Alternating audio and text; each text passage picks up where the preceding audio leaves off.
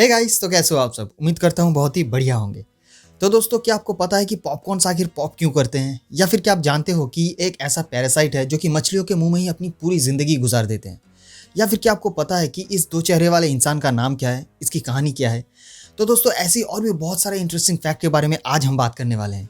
So make sure इस video को last तक जरूर देखना, और इस वीडियो को लाइक एंड शेयर के साथ साथ हमारे चैनल को सब्सक्राइब करना बिल्कुल भी मत भूलना। So without wasting any time शुरू करते हैं। दोस्तों, आप जिस क्रीचर को अभी देख रहे हो, इसे द सिमोथुआ एक्जिगुआ कहा जाता है। ये कीड़ा डायरेक्टली मछली के मुंह के अंदर, या फिर जब छोटा होता है तो मछली के गिल्स के जरिए वो मछली के मुंह के अंदर पहुंच जाता है और मछली के जुबान के साथ चिपक जाता है। फिर धीरे धीरे ये मछली के टंग को खाना शुरू कर देता है और धीरे धीरे उसके टंग को पूरा ही खा जाता है। फिर एक वक्त ऐसा आता है कि मछली के जुबान को खा के ये मछली के जुबान की जगह पर खुद को रिप्लेस कर देता है। और क्योंकि मछली के जुबान की जगह पर ये पैरासाइट होता है, तो मछली जो भी खाना खाती है वो ऑटोमेटिकली इसको भी मिल जाता है। और ऐसे ही बिना कोई परेशानी के, बिना कोई मेहनत के, मछली जो भी खाना खाती है वो खाना इसे भी मिल जाता है। और ऐसे ही ये क्रीचर अपनी पूरी जिंदगी मछली के मुंह के अंदर ही बिता देती है। और अगर किसी वजह से इस मछली की डेथ हो जाती है, तो ये कीड़ा इस मछली को छोड़कर किसी दूसरी मछली के शिकार में निकल जाता है, और फिर किसी दूसरी मछली के मुंह के अंदर जाके ये पैरासाइट फिर से अपना बसेरा बसा लेता है और वापस से ये वही चीजें करना शुरू कर देता है जो कि ये पिछले वाले मछली के साथ किया था।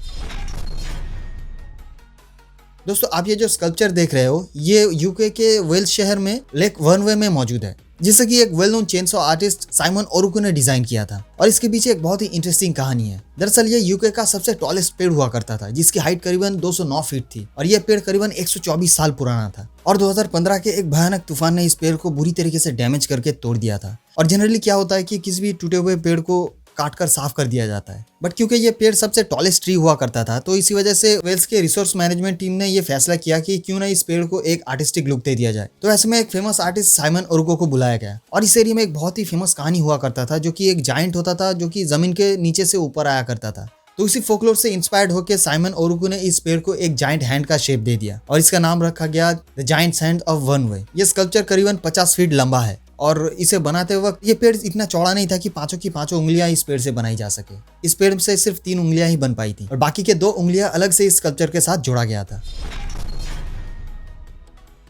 दोस्तों, आप सभी ने तो पॉपकॉर्न्स खाई होंगे, और कुछ लोगों को तो पॉपकॉर्न्स इतने अच्छे लगते हैं कि 50 का पॉपकॉर्न 500 में भी खरीद के थिएटर्स में खा लेते हैं। तो क्या आपने कभी ऐसा सोचा है कि आखिर ये पॉपकॉर्न ही ऐसे पॉप क्यों करते हैं, मतलब कि ऐसे फूटते क्यों हैं? दरअसल होता यह है कि भुट्टे का जो सीड होता है, जो बीज होता है, उसका आउटर लेयर बहुत ही स्ट्रांग होता है, जिसे कि पेरिकार्प कहा जाता है। और उस लेयर के अंदर सही मात्रा में पानी और स्टार्च होता है। और फिर जब हम पॉपकॉर्न को गर्म करते हैं, तो सीड के अंदर वाला जो पानी होता है वो वेपराइज होकर उस स्टार्च के साथ मिक्स हो जाता है, और उस स्टार्च को एक जेल में कन्वर्ट कर देता है। और वो जेल भी हीटअप होने के साथ साथ एक्सपेंड होना शुरू कर देता है। और क्योंकि आउटर लेयर बहुत ही स्ट्रांग होता है, बहुत ही हार्ड होता है, इसलिए सीड के अंदर बहुत ज्यादा प्रेशर बिल्डअप होने लगता है। और फिर एक वक्त ऐसा आता है कि अंदर का जेल इतना ज्यादा प्रेशर क्रिएट कर देता है कि वो आउटर लेयर को एक्सप्लोड करके बाहर आ जाता है, और फिर बाहर ठंडी हवा के कांटेक्ट में आते ही वो जेल सॉलिडिफाई हो जाता है।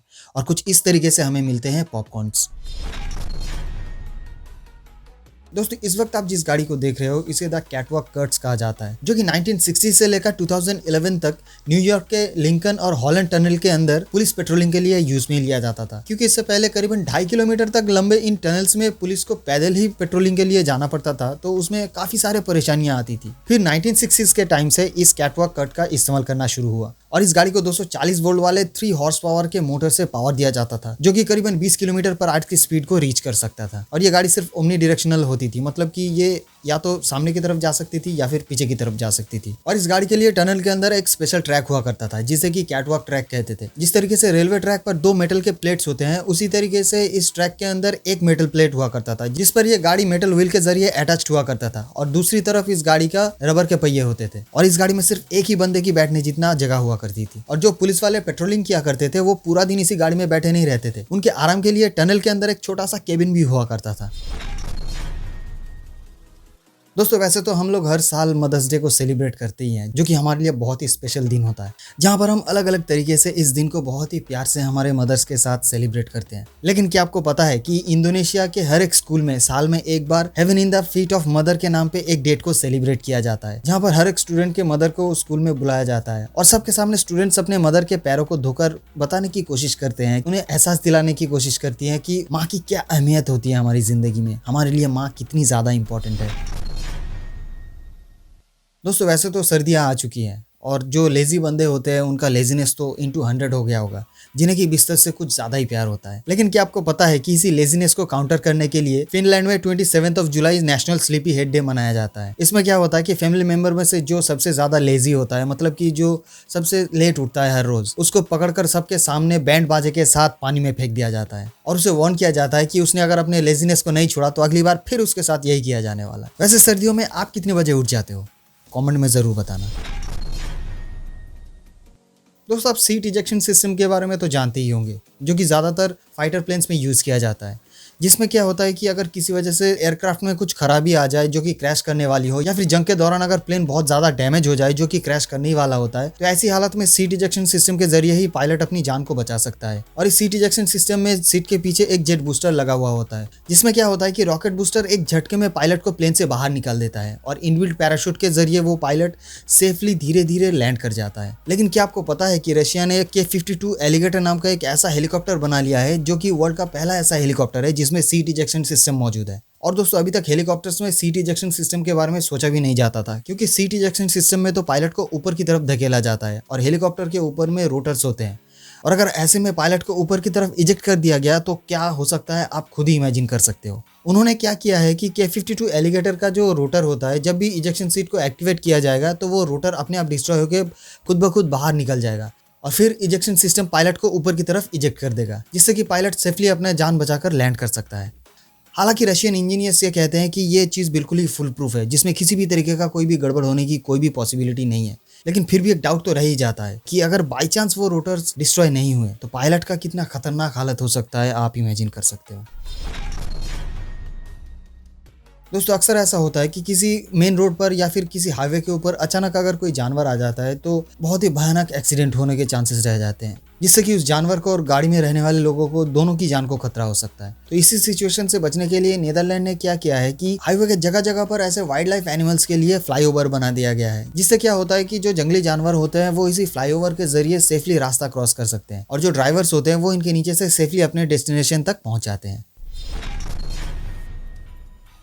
दोस्तों, आपने शायद एक चीज़ नोटिस किया होगा कि मोबाइल नंबर के जो 10 नंबर होते हैं उसके सामने एक +91 का कोड होता है, जो कि हमारे लिए कुछ खास ज़रूरी नहीं होता है, लेकिन फिर भी वो कोड ज़रूर लिखा हुआ होता है। तो शायद आप में से बहुत से लोग जानते ही होंगे और शायद कुछ लोग नहीं भी जानते होंगे कि ये जो कोड होता है वो हमारा कंट्री का कोड होता है। मतलब ये +91 के बाद जो भी फ़ोन नंबर्स होंगे वो हमारे इंडिया से बिलोंग करेंगे, और अगर ये कोड चेंज कर दिया जाए तो वो नंबर किसी और देश से बिलोंग करेगा। मतलब कि जैसे इंडिया का कंट्री कोड +91 है, उसी तरीके से श्रीलंका का जो कंट्री कोड है वो +94 है। तो इसी तरीके से अगर आप अपने फ़ोन नंबर के आगे +91 हटाकर +94 डाल दोगे तो वो कॉल आपका श्रीलंका में चला जाएगा। लेकिन क्या आपको पता है कि ये कोड नंबर कहाँ से आया और कैसे मिला हमें? तो दोस्तों, ये नंबर दरअसल हमें इंटरनेशनल टेलीकम्युनिकेशन यूनियन मतलब कि ITU के तरफ से मिला है, जो कि पूरी दुनिया के टेलीकम्युनिकेशन सिस्टम को कंट्रोल करती है। और दुनिया में जितने भी कंट्रीज हैं उन सबको ITU ने अलग अलग 9 जोन में डिवाइड कर दिया, जिनमें से इंडिया 9th जोन में आता है, जहां से इंडिया को 9 वाला नंबर मिला है और यही से इंडिया को अपना पहला वाला कोड 9 मिला है। मतलब कि 9th जोन के अंदर जितनी भी अलग अलग कंट्रीज है उन सबके कोड नंबर का पहला नंबर ये 9 ही होने वाला है। और क्योंकि हर एक जोन में और भी कई सारे अलग अलग कंट्रीज है तो उन सबको सेपरेट करने के लिए एक अलग अलग कोड नंबर और दिया गया है। जैसे कि 9th जोन के पहले कंट्री के हिसाब से इंडिया को नंबर 1 मिला है, पाकिस्तान को नंबर 2 मिला है, अफगानिस्तान को 3 और श्रीलंका को 4 दिया गया है। तो ऐसे इंडिया का टोटल कोड बनता है 91, पाकिस्तान का 92, अफगानिस्तान का 93 और श्रीलंका का 94। और क्योंकि ये कोड नंबर को हर मोबाइल नंबर के आगे अलग से जोड़ा जाता है तो इसी वजह से उसे प्लस साइन से डिनोट किया जाता है। और कुछ इस तरीके से हमारे इंडियंस को कंट्री कोड मिला +91। तो चलिए दोस्तों, अब बात कर लेते हैं इस बंदे के बारे में जिसका नाम है एडवर्ड मोरडेक, जो कि 19th सेंचुरी में 2 चेहरे के साथ इंग्लैंड में पैदा हुआ था। और इस फोटो को देख के आप अंदाजा लगा ही सकते हो कि इस इंसान की जिंदगी आखिर कैसी रही होगी। ऐसे लोगों को तो सोशली एक्सेप्टेंस मिलना बहुत ही मुश्किल होता है, और वो भी 90s के टाइम पे। इस आदमी के लिए दुनिया में बहुत सारे परेशानियों का सामना तो करना ही पड़ता था। सोशली बहुत से प्रॉब्लम्स इसके सामने आते ही थे। बच्चे तो बच्चे, बड़े भी इससे डरने लगते थे, इससे दूरियां बना के रखते थे, जिससे ये काफी मायूस हो जाया करता था। लेकिन ये जो दूसरा चेहरा था ये इसके लिए श्राप बन चुका था। दरअसल ये जो दूसरा वाला चेहरा था ये ज्यादातर एक्टिव तो नहीं रहता था, लेकिन जब भी एडवर्ड अकेला होता था या फिर रात में ये चेहरा एडवर्ड को परेशान करता रहता था, डराता रहता था। एडवर्ड की जिंदगी नर्क से भी बदतर हो चुकी थी। वो कई सारे डॉक्टर्स के पास भी गया इस उम्मीद में कि डॉक्टर शायद किसी तरीके से इस चेहरे से उसे छुटकारा दिला पाए, लेकिन सबके सब डॉक्टर्स ने हाथ खड़े कर दिया और बता दिया कि ये बिल्कुल भी पॉसिबल नहीं है। और फिर क्या था, ऐसे नाउमीदी के चलते इस भयानक जिंदगी से तंग आकर इस बंदे ने सिर्फ 23 साल की उम्र में अपनी जिंदगी को खत्म कर दिया। दोस्तों एडवर्ड बहुत ही समझदार और बहुत ही हिम्मत वाला इंसान था, जो कि 23 साल तक अपने समाज के साथ लड़ाई करता रहा, जूझता रहा, लेकिन आखिरकार उसको अपना दूसरा रूप, अपना दूसरे वजूद ने ही हरा दिया। तो दोस्तों आज के लिए बस इतना ही। उम्मीद करता हूँ कि ये वीडियो आपको अच्छा लगा होगा। अगर ये वीडियो आपको अच्छा लगे तो इस वीडियो को लाइक एंड शेयर के साथ साथ हमारे चैनल को सब्सक्राइब करना बिल्कुल भी मत भूलना। तो मिलते हैं अगले वीडियो में फिर कुछ नया इंटरेस्टिंग फैक्ट्स के साथ। तब तक के लिए